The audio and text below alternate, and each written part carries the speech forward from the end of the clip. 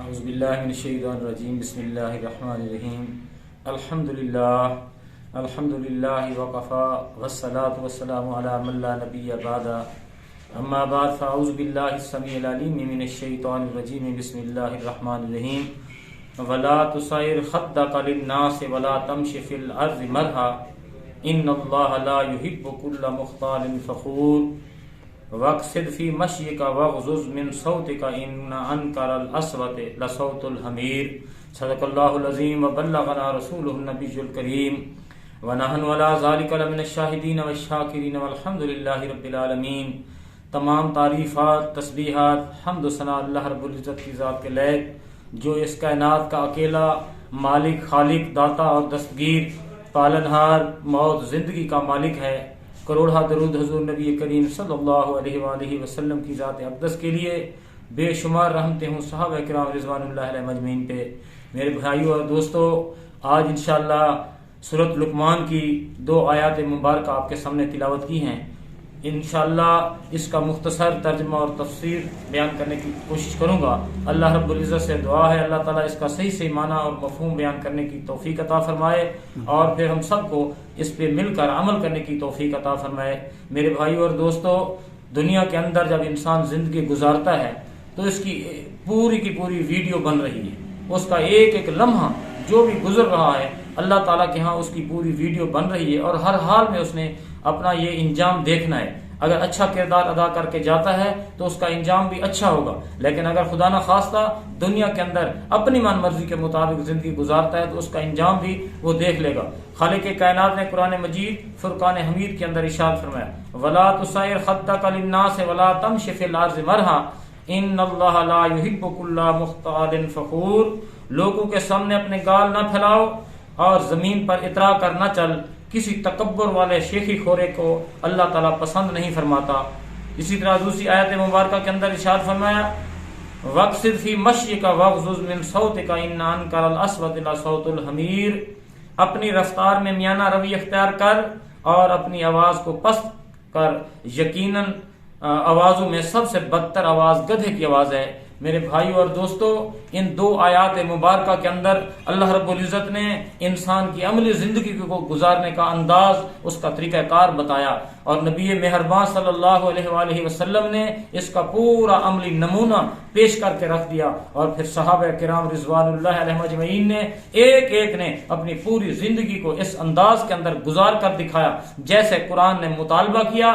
نبی مہربان صلی اللہ علیہ وسلم نے اس کا عملی نمونہ پیش کیا، صحابہ نے اس کی پوری رہنمائی جو حاصل کی اس کے مطابق عمل کر کے دکھایا۔ پہلی آیت مبارکہ کے اندر اللہ رب العزت نے ارشاد فرمایا کہ لوگوں، دنیا کے اندر جب تم بات کرتے ہو تو اس کا چیخ چلا کر بات نہ کیا کرو، یہ جو ہے اس طرح کی آواز گدھے کی آواز ہوتی ہے۔ خالق کائنات نے فرمایا کہ انسان کی آواز جو ہے وہ میانہ روی والی درمیانی آواز ہوتی ہے، وہ اس کا چیخ چلا کر گلا پھاڑ پھاڑ کر بات نہیں کرتا، بلکہ آہستہ سے اور درمیانی میانہ روی والی گفتگو کرتا ہے جس کے اندر کسی کو تکلیف نہیں پہنچتی۔ اسی طرح فرمایا کہ زمین کے اندر اکڑ اکڑ کر اطراء کر نہ چل کہ یہ زمین جو ہے تو پھاڑ نہیں سکتا۔ اور نبی کریم صلی اللہ علیہ وسلم کی ایک حدیث مبارکہ ہے کہ جو دنیا کے اندر ایک انسان جب اس طرح اکڑ کر چلتا تھا، اطراء کر دنیا کو کے اندر تکبر اور غرور کے ساتھ چلتا تھا، خالق کے کائنات نے اپنی زمین کو حکم دیا اور اس زمین میں دھنستا چلا گیا۔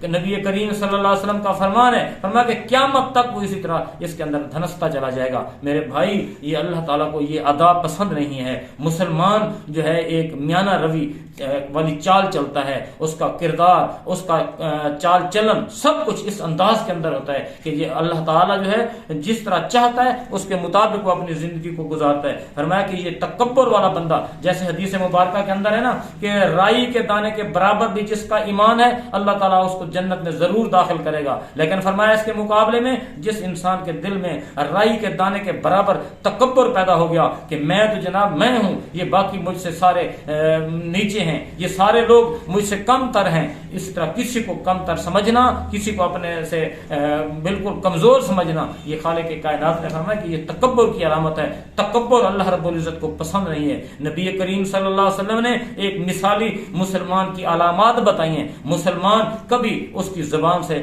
دوسرے مسلمان کو تکلیف نہیں ہوتی، کسی مسلمان کو ہاتھ سے دوسرے مسلمان کو تکلیف نہیں ہوتی. فرمایا اس کی زندگی کا ایک ایک لمحہ قرآن اور حدیث کے مطابق گزرتا ہے. جب وہ قرآن اور حدیث کے مطابق گزارتا ہے تو اللہ تعالیٰ نے اس کی زندہ مثالیں پیش کی ہیں. فرمایا کہ ایک دفعہ نبی مہربان صلی اللہ علیہ وسلم اپنے صحابہ کے ساتھ بیٹھے ہیں، لوگ کے قریب سے ایک جنازہ گزرا تو آپ نے فرمایا واجبت واجبت واجبت، 3 بار کہا واجبت. تو صحابہ حیران ہو گئے کہ پہلے تو کبھی ایسا نہیں ہوا. تھوڑی دیر گزری، ایک دوسرا جنازہ گزرا، پھر آپ نے فرمایا واجبت واجبت. صحابہ حیران ہو گئے کہ آج کیا معاملہ ہے، اور پھر آپ سے کسی نے درخواست کی یا رسول اللہ صلی اللہ علیہ وسلم پہلے تو آپ نے کبھی ایسا نہیں فرمایا، آج کیا معاملہ ہے؟ فرمایا جب پہلا جنازہ گزرا ہے تو لوگوں نے اس کے حق میں گواہیاں دینا شروع کر دی کہ یہ بہت اچھا آدمی تھا، بہت اچھا انسان تھا، اس نے اپنی زندگی کے اندر کبھی کسی کو تکلیف نہیں پہنچائی، کسی کے ساتھ ظلم اور زیادتی نہیں کی، کسی کی عزت نہیں لوٹی، بہت اچھے انداز میں زندگی گزار کر گیا ہے.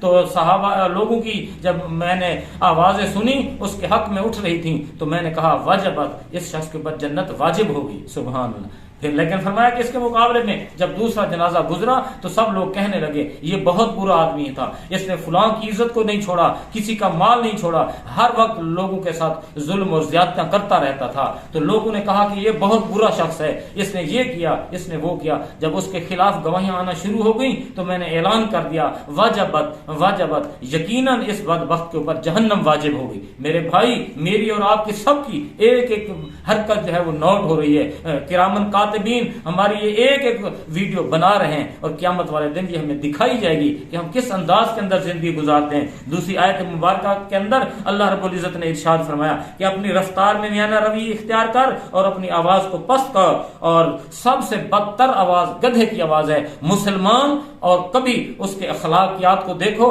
تو اخلاقیات کا جنازہ نکال دیا ہے. بھائی کو معاف نہیں کرتا، چھوٹوں کو معاف نہیں کرتا، والدین سے بات کرتا ہے تو اس انداز کے اندر کرتا ہے، لگتا ہے کہ وہ ان کا ایک دن کے دیکھے ہوئے نہیں ہے. اس انداز میں اپنی اخلاقیات کا تو جنازہ نکال دیا ہے. مسلمان ہے، اس کے بہن بھائی، اس کے عزیز و اقارب، اس کے رشتہ دار اس سے محفوظ نہیں ہے. حالانکہ مسلمان کی یہ علامت ہے کہ کبھی بھی کوئی مسلمان کسی کی زبان سے، کوئی کسی کی ہاتھ سے دوسرے مسلمان کو تکلیف نہ پہنچے. لیکن آج ہمارا مثالی مسلمان، پھر اخلاقیات، اس کے ساتھ انصاف کا تقاضے دیکھو. ہم پتہ نہیں کتنا کتنا اللہ تعالیٰ کے عذاب کو چیلنج کرتے ہیں. انصاف کا تقاضا یہ ہے کہ عمر فاروق رضی اللہ تعالیٰ عنہ، ان کے ایک بیٹے سے کوئی کمی بیشی ہو گئی، غلطی ہو گئی، جس صحابی کے ذمہ لگایا کہ اس کو درے لگاؤ، وہ درے لگانے کے لیے دور لے گیا، علیحدگی میں جا کر اس کو درے لگائے. جب عمر فاروق کو پتا چلا کہ میرے بیٹے کو سزا تو دی گئی ہے لیکن اس انداز میں دی گئی ہے، تو فرمایا کہ یہ نہیں ہو سکتا کہ اگر کسی غریب کا بیٹا گناہ کرے تو اس کو سزا سب لوگوں کے سامنے دی جاتی ہے، اور میرے بیٹے کو چھپا کر دی گئی ہے. لاؤ اس کو دوبارہ عوام کے سامنے اس کو کھڑا کر کے دوبارہ اس کو درے مارو اور ان کو سب کے سامنے سزا دو. یہ غلط بات ہے کہ امیر المومنین کا بیٹا غلطی کرے تو اس کو سزا نہیں دی جاتی، ان کے سامنے سزا دی جائے. اسی طرح ابو بکر صدیق رضی اللہ تعالیٰ عنہ کو دیکھیں، جتنا بھی اس کائنات کے اندر اب لوگ چندے کی اپیل کرتے ہیں، کوشش کرتے ہیں کہ جناب ہم جو ہے زیادہ سے زیادہ کوئی لاکھ، 10 لاکھ، 5 لاکھ دے دے گا. لیکن عثمان غنی کو دیکھیں کہ اپنے گھر کا سب کچھ لٹا دیا کہ اللہ نے وعدہ کر لیا ہے کہ خالق کے کائنات کے پاک پیغمبر آقا علیہ الصلوۃ والسلام کا ارشاد گرامی فرمایا کہ جو شخص اللہ کی راہ میں صدقہ کرے، میں نبی کریم صلی اللہ علیہ وسلم نے فرمایا کہ میں گواہ ہوں، میں وعدہ کرتا ہوں کہ اللہ نے اس بات کا اعلان کیا ہے کہ جو اللہ کی راہ میں صدقہ کرے گا اللہ تعالیٰ اس کو کئی گنا دوبارہ لوٹا دے گا. اتنا ایمان اور یقین پختہ تھا، انہوں نے سب کچھ لٹا دیا. عمار بن یاسر کو دیکھو کہ جو اتنا بڑا شہزادہ جو دن میں 2-2 3-3 سوٹ تبدیل کرتا تھا، جب اللہ کے پاک پیغمبر آقا علیہ الصلوۃ والسلام کی محبت ان کا کے بارے میں سنا تو اس کے بعد اپنا آپ سب کچھ، حتیٰ کہ گھر کے والوں نے کپڑے تک اتار دیے، لیکن فرمایا کہ نبی کریم صلی اللہ علیہ وسلم کی محبت کا تقاضا یہ ہے، ایک مثالی مسلمان کا تقاضا یہ ہے کہ مال و اسباب، یہ دنیا کی لہن سین سب کچھ چھوڑ دیا، سب کچھ قربان کر دیا اور چلا گیا اور اللہ کے پاک پیغمبر آقا علیہ الصلوۃ والسلام کی خدمت اقدس کے اندر حاضر ہو گیا. خالق کائنات نے ایسے ایسے مثالی مسلمان دنیا کے اندر پیدا کیے ہیں جن کی ایک ایک چیز دنیا سے ہٹ کر انہوں نے اس انداز کے اندر اللہ کے پاک پیغمبر آقا علیہ الصلوۃ والسلام سے وفا کی کہ پتہ چلتا تھا کہ واقعی یہ ایک مسلمان ہے. مسلمان کا کردار تو دنیا دیکھتی تھی کہ ایک مسلمان جو ہے وہ نہ حلال اور حرام کی تمیز ہر حال میں کرتا ہے, کبھی بھی حرام نہیں کھائے گا, مسلمان کبھی جھوٹی قسم نہیں اٹھائے گا, مسلمان کسی کا مال غلط طریقے سے نہیں ہڑپ کرے گا. اب ہم تو مسلمان بھی کہلواتے ہیں لیکن پتہ نہیں کیا کچھ کر گزرتے ہیں. بیٹیوں کے حقوق ہم غصب کرتے ہیں, لوگوں کی غیبت ہم کرتے ہیں. کون سا گناہ ہے جو ہم آج کا مسلمان نہیں کر رہا؟ میرے بھائی ہمیں کوشش کرنی چاہیے. آج اس سے پہلے تو کچھ لوگوں کے ذہن میں یہ فطور پیدا ہوتا تھا کہ ہم کیسے پیدا ہوں گے, جیسے کفار کا ایمان اور یقین ہے کہ جناب ہم مر گئے, مٹی ہو گئے. اب تو مسلمان کو یہ موبائل نے مزید اتنا ایمان پختہ کر دیا کہ ایک آدمی تو ایک دوسرے کی ویڈیو بنا کر سامنے پیش کر سکتا ہے. کیا وہ خالق کائنات جس نے پوری کائنات کو تخلیق کیا ہے, کیا اس کے پاس اتنی میموری نہیں ہے؟ اس کے پاس ایسا کوئی کارڈ نہیں ہے کہ جو ہماری ویڈیو بنا سکتا ہے. یہ یقیناً ہر مسلمان کی ایک ایک ویڈیو بن رہی ہے اور ہر حال میں قیامت والے دن ہمارے سامنے آنی ہے.